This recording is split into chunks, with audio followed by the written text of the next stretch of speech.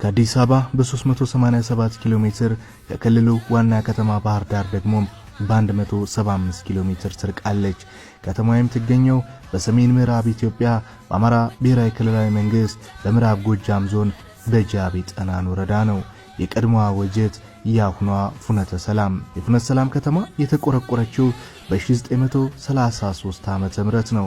ፍኖተ ሰላም በክልሉ ከሚገኙ ከተሞች አንዷ ስትሆን የከተማ አስተዳደር ማዘጋጃ ቤት 4 የከተማና 3 የገጠር ቀበሌዎችም አሏት። ፍኖተ ሰላም ማለት የሰላም መንገድ ወይም ጉዞ እንደማለት ሲሆን ይህንን ስም ያወጡላት ቀዳማዊ ኃይለ ሥላሴ እንደሆኑም ይነገራል።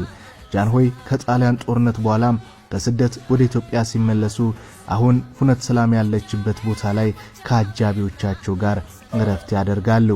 እስከዛን ጊዜ ድረስ ያደረጉት ጉዞ በሰላም የተሞላ ስለነበር ያንን ቦታም ፍኖተ ሰላም ብለው ሰየሙት። ከከተማዋ ወጣ ብሎ የሚገኝ አንድ የዋርካ ዛፍ ይገኛል። ይህም የዋርካ ዛፍ የተከሉት ንጉሱ ስለነበሩ እስካሁን ድረስም የአባ ንጉስ ዋርካ እየተባለም ይጠራል። ፍኖተ ሰላም በብዙ ነገር ትታወቃለች። በአካባቢው ያሉ ገበሬዎች ጤፍ፣ በቆሎ፣ ዳጉሳ፣ ኑግ፣ በርበሬና ሌሎችንም የእህል አይነቶች ያበቅላሉ። ፍራፍሬ፣ ሎሚ፣ ብርቱካን፣ ፓፓያም እንደ ልብ የሚገኝባት ከተማ ናት። ፍኖተ ሰላም በጣም ጥራት ያለው ቡና የሚገኝባት ሀገር ናት።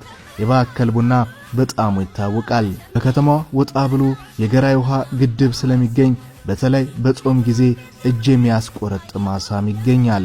ፍኖተ ሰላም በወተትና በማር ሀብትም በጣም የታወቀች ከተማ ናት።